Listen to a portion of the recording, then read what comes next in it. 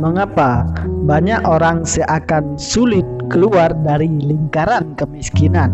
Sudah berjuang dengan keras, tapi tetap tak ada perubahan. Apa sih yang menyebabkan kebanyakan orang tetap stay miskin? Sebenarnya apa yang membelenggu mereka hingga seakan sulit keluar dari lingkaran kemiskinan?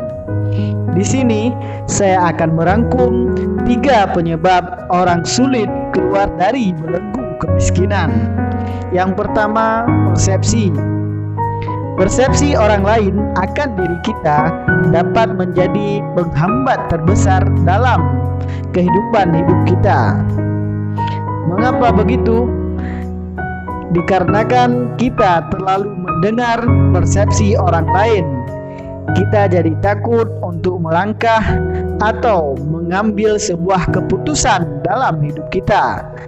Ketika orang lain mengatakan bahwa Anda tidak akan sukses di suatu bidang misalnya, dan Anda percaya, sampai Anda pun ragu untuk melangkah. Persepsi orang lain menghantui pikiran Anda yang membuat Anda juga meragukan diri sendiri. Ingat, ini hidup Anda. Semua masalah, baik dan buruk dalam hidup Anda yang rasakan. Jangan biarkan persepsi orang lain mempengaruhi pikiran Anda untuk melangkah atau mengambil sebuah keputusan. Tidak hanya persepsi orang lain, terkadang persepsi kita sendiri juga yang membuat kita gagal dan akhirnya tetap stay miskin. Mengapa begitu? Terkadang kita malah meragukan diri sendiri. Bahkan sebelum mencoba, kita sudah takut untuk gagal. Dan parahnya, persepsi diri kita pun akan kegagalan semakin membuat kita takut untuk melangkah ke depan. Yang kedua, kebodohan. Ketika kita banyak belajar, kita jadi tahu bahwa kita masih bodoh. Tapi ketika kita berhenti belajar, disitulah kita benar-benar menjadi bodoh. Banyak dari kita tidak mau belajar hal baru.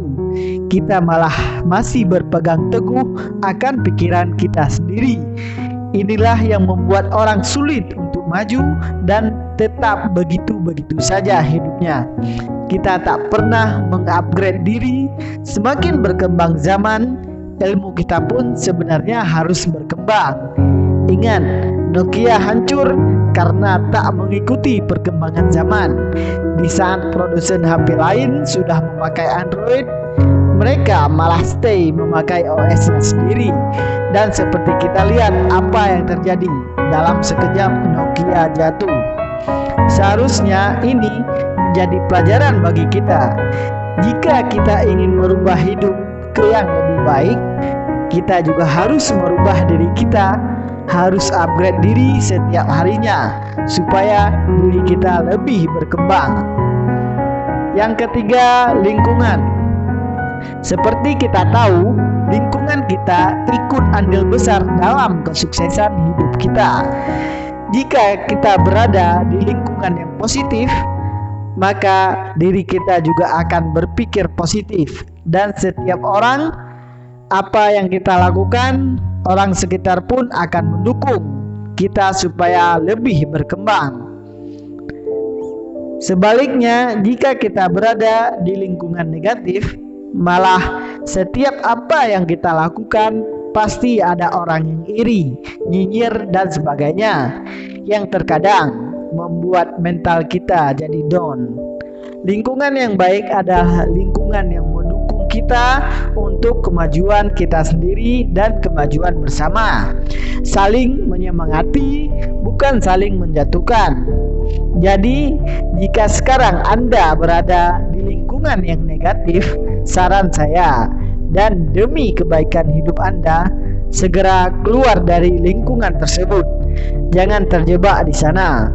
Segera putuskan hidup Anda, mau begitu-begitu saja atau ingin merubah nasib ke depannya.